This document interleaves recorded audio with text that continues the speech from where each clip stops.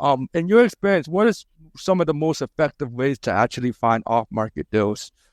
Yeah, it's a great question, right? Timeless question. How do you find off-market deals?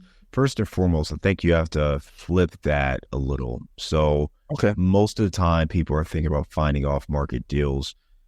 In our world, in commercial real estate with larger apartments, it's less about it being an off-market deal. I mean, there's little technicalities around Yeah. that. I think the real key is finding a problem that you can solve. Okay.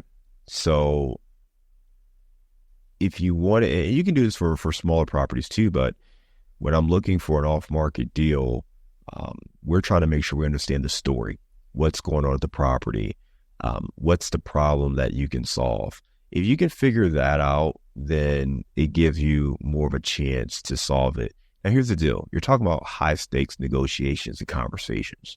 So I'll go back to having a system and a process where, Nice. one, you can identify that problem. You know what a problem is that you should be looking for. Mhm. So that's the first thing. Two is understanding how to structure a deal or an offer for that owner that solves their problem, but also allows you to have, kind of the most upside. And then last is going to be how to put it all together and close that project. You mentioned Brad Smotherman, which was a great interview.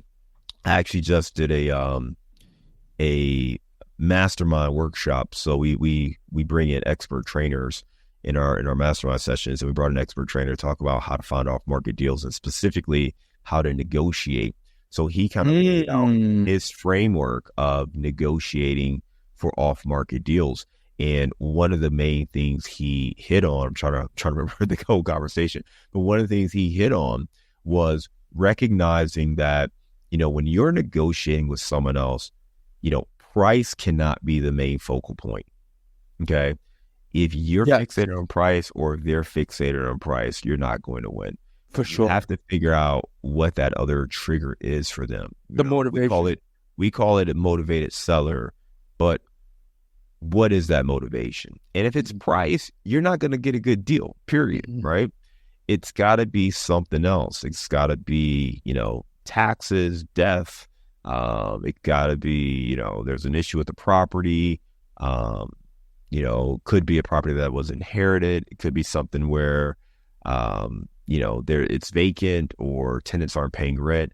But if you can figure out that problem, sure, now you have leverage. But they still need a dollar amount. They're going to push for that dollar amount. For sure. Your job is to shift that conversation to the problem where you can negotiate the problem, solve that problem, and then get it at a price that works for you.